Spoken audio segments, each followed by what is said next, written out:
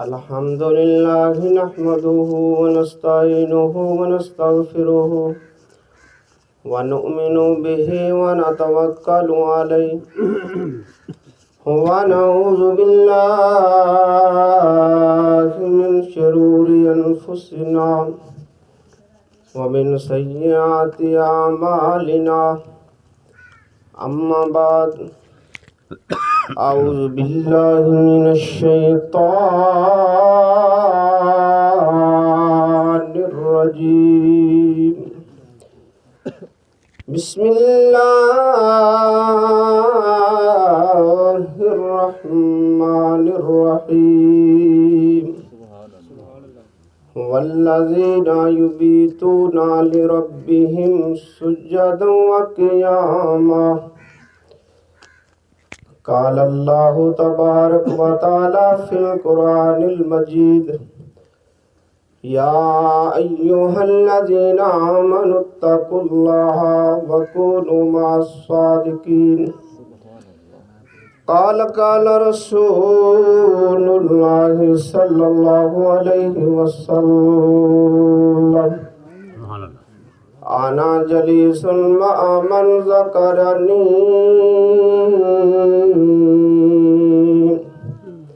آمنت بالله صدق الله العظيم وصدق رسوله النبي الكريم الأمين. إن الله وملائكته يصلون على النبي يا أيها الذين آمنوا صلوا عليه وسلموا تسلیما. تمامی حضرات بآواز بلند درود پاک پیارے آقا کریم صلی اللہ علیہ وسلم کی بارگاہ میں الصلاۃ والسلام علیک یا رسول اللہ. الصلاۃ والسلام علیک یا حبیب اللہ وعلی آلک وصحابک یا جد الحسن والحسین.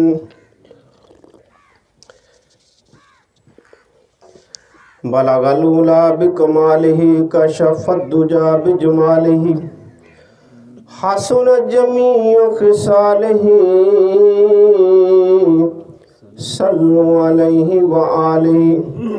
گنج بخشی فیض عالم مظہر نور خدا ناقصاں را پیر کامل کاملارا رہنما. مولاي صل وسلم دائما ابدا على حبيبك خير الخلق كلهم. ثم الرضا عن أبي بكر وعن عمر وعن علي وعن عثمان ذي الكرم. مولاي صل وسلم دائما ابدا على حبيبك خير الخلق كلهم.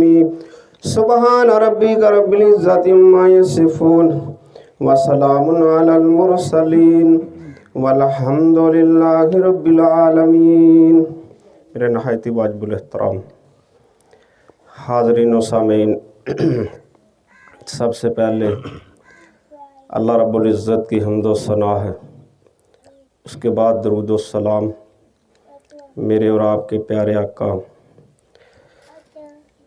محمد مصطفیٰ صلی اللہ علیہ وسلم کی بارگاہ رسالت میں اللہ جل جلالہ و اما نوالہ و اعظم شانہ و تم برہانہ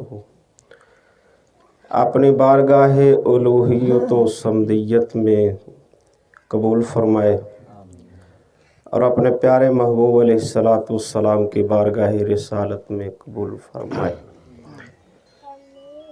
حضرات ذی وقار، آج کا یہ والہانہ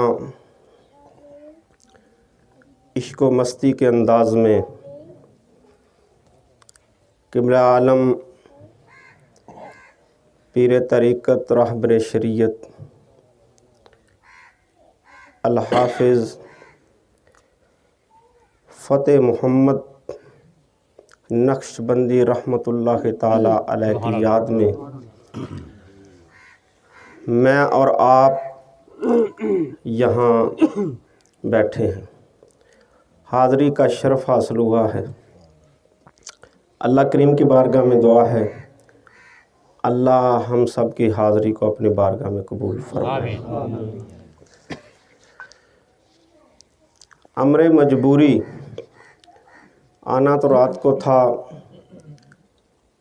لیکن حقیقت کے اندر جن کی میں دست بیعت تھا وہ کل گاؤں گھر تشریف لے آئے، تو ان کو چھوڑ کے آنا بھی یہ مناسب نہ تھا۔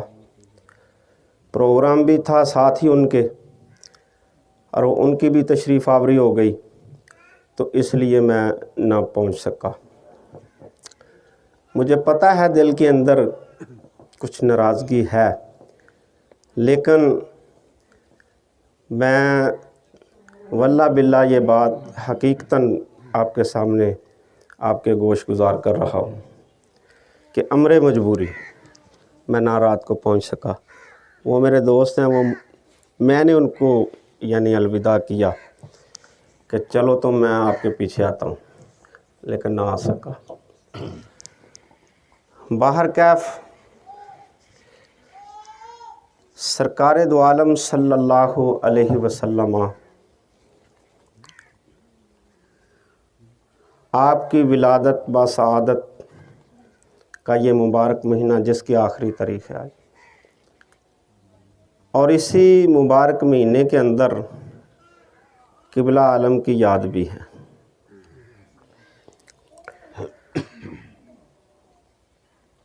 تھوڑا تھوڑا وقت جو ہے ربیع الاول شریف کے مہینے کی مناسبت سے آپ کے گوش گزار چند الفاظ کروں گا، اور اس کے بعد پھر اولیاء اللہ کی شان میں چند الفاظ آپ کے گوش گزار کرنے کی کوشش کروں گا۔ اللہ کریم حق سچ بولنے کی توفیق عطا فرمائے۔ اللہ کریم نے قرآن مجید فرقان حمید کے اندر ارشاد فرمایا، لا اقسم بہذا البلد وانت حل بہذا البلد ووالد وما ولد۔ اس آیت کو خالق کائنات نے لامکاں سے مقام، مکاں سے سدرۃ المنتہا، سدرۃ المنتہا سے جو ہے یہ کلام آتا ہوا سیدنا جبریل علیہ السلام کے سپرد ہوا، اور پھر یہی کلام بذریعہ جبریل علیہ السلام اللہ کے نبی کے دل پہ یہ بات وارد ہوئی۔ اللہ کریم نے فرمایا لا اقسم بہذا البلد، کہ اے میرے پیارے محبوب علیہ السلام شہر مکہ کی قسم۔ کیوں قسم کھائی؟ کہ آپ کے قدم اس سرزمین مکہ پہ لگے۔ دوسری جو آگے دو باتیں ہیں باپ اور بیٹے کی، فرمایا اس آیت کے اندر بیٹا بھی پاک باپ بھی پاک، اس لیے قسم کھائی آدم سے لے کے عیسیٰ تک اللہ کے محبوب علیہ السلام فرماتے ہیں 500 میری نانیاں ہیں اور 500 میری دادیاں ہیں۔ حضور نبی پاک صلی اللہ علیہ وسلم اس شہر مکہ کے اندر آپ کی تشریف آوری ہوئی تو شہر مکہ کی قسم ہو گئی، شہر مکہ کی سرزمین پاک ہو گئی۔ حضرت آدم علیہ نبینا علیہ الصلاۃ والسلام میدان عرفات کے اندر آپ کی تشریف آوری ہوئی، آپ کے قدم لگے تو میدان عرفات پاک ہو گیا۔ فرمایا صفا مروہ پہاڑیاں جن کا ذکر قرآن کے اندر بھی احادیث کے اندر بھی آیا، فرمایا کہ اس جگہ اماں ہاجرہ سلام اللہ علیہا، سیدنا اسماعیل ذبیح اللہ علیہ الصلاۃ والسلام کی والدہ ماجدہ، آپ نے وہاں اپنے قدم لگائے، دونوں پہاڑیاں پاک ہی نہ ہو گئیں بلکہ اللہ نے ان کا ذکر قرآن کے اندر رکھ دیا، ان الصفا والمروۃ من شعائر اللہ فمن حج البیت او اعتمر فلا جناح علیہ۔ فرمایا کہ پاک ہو گئی یہ دونوں پہاڑیاں، جو حاجی یا عمرہ کرنے والے اس پہاڑیوں کا طواف کریں گے، اللہ کریم نے فرمایا فلا جناح، ان کے اوپر کسی قسم کا کوئی گناہ باقی نہیں رہے گا۔ معلوم ہوا کہ آپ کے قدم لگنے سے صفا مروہ پہاڑیاں پاک ہو گئی۔ پھر تیسرے نمبر پہ فرمایا کہ آب زمزم کا کنواں ہے، صفا مروہ پہاڑیوں پہ آب زمزم کا کنواں، وہ کس کی طفیل؟ فرمایا سیدنا اسماعیل ذبیح اللہ علیہ الصلاۃ والسلام اس کنویں کا پانی اوپر لانے کے لیے وہ سبب بنے۔ آپ وہاں لیٹے، آپ کی ایڑیاں کبھی اوپر کبھی نیچے گئیں تو اللہ کو یہ اوپر نیچے آپ کی ایڑیاں کا جانا آنا اتنا پسند آیا، اللہ کریم نے آب زمزم کا کنواں جو ہے وہاں جاری کر دیا۔ فرمایا کہ آب زمزم کا کنواں آپ کی وجہ سے نکلا اور پاک ہو گیا۔ چوتھے نمبر پہ فرمایا مقام ابراہیم، جہاں انسان خانہ کعبہ کا طواف کرے، طواف کرنے کے بعد ساتھ ہی وہ پتھر پڑا جس جگہ پہ کھڑے ہو کے سیدنا ابراہیم علیہ الصلاۃ والسلام نے خانہ کعبہ کی تعمیر کی، اور آپ کے لختے جگر آپ کو پتھر اٹھا اٹھا کے دیتے رہے۔ فرمایا اس پتھر پہ جب آپ اوپر آئے، اترنے کی دوبارہ ضرورت نہ پڑی، وہ پتھر اونچا بھی ہوتا ہے نیچا بھی ہوتا ہے، وہ 4 چفیرے بیت اللہ شریف کے بھی وہ پھرتا ہے۔ فرمایا کہ اتنا نرم ہو گیا وہ آب زمزم کا وہ پتھر مقام ابراہیم اتنا نرم ہو گیا کہ اس پتھر پہ آپ کے پاؤں جو ہیں وہ نمایاں نظر آنے لگے۔ ایک سائڈ پہ رکھ دیا۔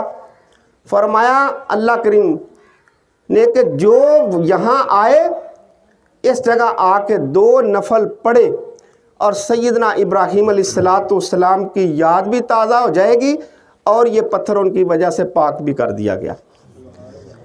حضور نبی پاک صلی اللہ علیہ وسلم آدم سے لے کے ابراہیم تک میں نے یہ معاملہ آپ کے سامنے رکھا، تو جب نبی پاک صلی اللہ علیہ وسلم اس دنیا میں آپ کی تشریف آوری ہوئی، فرمایا آپ اماں آمنہ کی جولی میں جلوہ گر ہوئے، اللہ کے حکم کے مطابق آپ اس دنیا میں تشریف لائے، تو اللہ کریم نے کیا فرمایا کہ اے میرے پیارے محبوب، آدم آئے عرفات پاک، ہاجرہ آئی صفا مروہ پاک، اسماعیل آئے آب زمزم کا کنواں پاک، ابراہیم آئے مقام ابراہیم پاک، اے میرے پیارے محبوب صلی اللہ علیہ وسلم آپ آئے، میں نے ساری دنیا کو آپ کے سبب جو ہے پاک کر دی۔ حدیث پاک کے اندر آتا ہے جعلت لی الارض مسجدہ، کہ حضور نبی پاک صلی اللہ علیہ وسلم فرماتے ہیں کہ جب میں اس دنیا میں تشریف لایا نا تو اللہ کریم نے فرمایا پیارے محبوب علیہ الصلاۃ والسلام، میں تیرے لیے اور تیری امت کے لیے میں نے ساری زمین جو ہے مغرب تا مشرق، شمال تا جنوب، جتنی زمین ہے میں نے ساری زمین کو پاک کر دیا۔ آپ کے آنے کی برکت، حضور نبی پاک صلی اللہ علیہ وسلم فرماتے ہیں کہ مجھ سے پہلے بنی اسرائیل کے انبیاء بھی آتے رہے، امتیں بھی آتی رہیں۔ فرمایا کچھ ایسے لوگ آئے گناہ کرتے، پیشانی پہ لکھ دیا جاتا کہ اس آدمی نے یہ گناہ کیا، یا پیشانی پہ نہیں لکھا، فرمایا دروازے کی چوکھٹ پہ لکھ دیا یہ گناہ کیا ہے۔ فرمایا کہ جب امت محمد اس دنیا میں تشریف لائی، اللہ کریم نے فرمایا یہ پیارے محبوب سب کچھ معاف تیری وجہ سے، گناہ کریں گے لیکن اس کی پردہ پوشی ہو جائے گی۔ دوسری بات کہ بنی اسرائیل کے اندر امتیں آئیں، نمازیں وہ بھی پڑھتے تھے، ہم بھی پڑھتے ہیں۔ امتیں آئیں، مثال گنگا پور کے اندر رہنے والے لوگ ہیں، یہاں سے کوئی چلا جاتا ہے ننکانہ میں، نماز کا ٹائم ہو جاتا ہے۔ فرمایا وہ ننکانہ کے اندر نماز نہیں پڑھ سکتا تھا، وہ آ کے اپنے گھر نماز پڑھے گا۔ یہ پہلی امتوں کی بات ہے۔ یہ ساری امتیں اسی حکم کی پابند تھی، لیکن جب پیارے آقا کریم علیہ الصلوۃ والسلام اس دنیا میں تشریف لائے اور آپ کی امت کو آپ کی وجہ سے یہ اعزاز ملا کہ پیارے محبوب علیہ الصلوۃ والسلام تیرا امتی دنیا کے کسی کونے میں ہو، دنیا کے کسی گوشے میں ہو، جہاں نماز کا وقت آ جائے وضو کر کے نماز پڑھ لے، اس کی نماز ادا ہو جائے گی۔ یہ آپ کے آنے کی برکت ہے۔ جب آپ پیدا ہوئے نا تو اللہ کریم نے حضرت ابراہیم علیہ الصلوۃ والسلام کو آپ کی قبر شک ہوئی، آپ آئے حضور نبی پاک علیہ الصلوۃ والسلام کے گھر مکہ شریف میں۔ دل میں خیال آیا کہ میں جا کے دیکھوں تو صحیح کیسا بیٹا کیسا سونا ہے۔ جب آپ گئے نا اندر، آپ کو روک دیا گیا۔ ایک فرشتہ انسانی صورت میں ہاتھ میں تلوار لیے آگے کھڑا ہو جاتا ہے۔ اللہ نے حکم دیا کہ جب تک میں نے جتنی نوری مخلوق پیدا کی ہے، جب تک یہ زیارت نہ کر لے اس وقت تک کوئی آدمی زیارت نہیں کر سکتا۔ آپ رک گئے، فرشتے کر کے چلے گئے۔ فرمایا پھر حضرت ابراہیم علیہ الصلوۃ والسلام اندر گئے، دیکھا تو آپ نور و علی نور تھے، کمرہ روشن تھا۔ حضور نبی پاک صلی اللہ علیہ وسلم کے وجود سے خوشبوئیں آ رہی تھیں۔ آپ فرماتے جب میں پیدا ہوا، پیدا ہوتے ہی سجدہ کیا۔ بتاؤ جب بچہ ہوتا ہے اس کو غسل کی ضرورت ہوتی ہے کہ نہیں ہوتی؟ جب بچہ ہوتا ہے غسل کی ضرورت ہوتی ہے، اس کو اچھے طریقے سے غسل دیا جاتا ہے، نہلایا جاتا ہے۔ کوئی مفسر، کوئی محدث، کوئی محقق اس بات کو ثابت کر دے کہ جب آپ پیدا ہوئے آپ کو کسی نے غسل دیا؟ آپ پیدا ہوتے اللہ کی بارگاہ میں آپ اس زمین کے اوپر آپ نے اپنی پیشانی مبارک رکھ دی۔ آپ نے کیا پڑھا؟ آپ نے یہ پڑھا رب حبلی امتی، رب حبلی امتی، اے اللہ میری امت بڑی گناہ گار ہے، اے اللہ میری امت بڑی سیاکار ہے، اے اللہ میری امت کو بخش دے۔ جب آپ پیدا ہوئے نا، سیدہ آمنہ سلام اللہ علیہا آپ فرماتی ہیں میرے پاس 3 عورتیں آئیں۔ پوچھا گیا کون کون سی تھیں؟ آپ نے فرمایا ایک اماں ہوا، ایک اماں ہوا، دوسری فرمایا آپ نے حضرت مریم، تیسری آپ نے فرمایا حضرت آسیہ فرعون کی بیوی، حضرت مریم عیسیٰ کی ماں، حضرت حوا آدم علیہ الصلوۃ والسلام کی بیوی۔ فرمایا جس وقت حضور نبی پاک صلی اللہ علیہ وسلم اس دنیا میں تشریف لائے، آپ کے تشریف لانے سے پہلے اماں حوا کہاں تھی؟ اماں مریم کہاں تھی؟ حضرت آسیہ کہاں تھی؟ فرمایا وہ اپنی اپنی قبر کے اندر تھیں۔ تو جب دنیا کے اندر حضور نبی پاک صلی اللہ علیہ وسلم تشریف لائے تو اللہ نے قبروں کو شق کیا، اماں حوا کو حکم دیا کہ حوا جلدی جا، میں نے اپنے محبوب کو پیدا کر دیا، اس کی جا کے خدمت کر۔ مریم کو حکم دیا جلدی چلی جا سیدہ آمنہ کے پاس، جا کے اس کی والدہ کی اور میرے پیارے محبوب کی جا کے خدمت کر۔ حضرت آسیہ کو بھی یہی حکم ہوا، تو فرمایا کہ آج جو لوگ اس بات کو تسلیم نہیں کرتے کہ ایک دفعہ دنیا میں آیا انسان، اس کی روح نکل گئی، وہ قبر میں چلا گیا، اس کا تعلق دنیا سے کٹ گیا، میں کہتا ماں وقت کہاں تھی، کب پیدا ہوئی؟ حضرت آسیہ کہاں تھیں، کب پیدا ہوئی؟ حضرت مریم کہاں تھی، کب پیدا ہوئی؟ اللہ کریم نے فرمایا قبروں کو حکم دیا، قبریں شک ہوئی ساری کی ساری۔ اماں آمنہ کے لیے حاضر خدمت، حضور نبی پاک صلی اللہ علیہ وسلم کے لیے حاضر خدمت ہو۔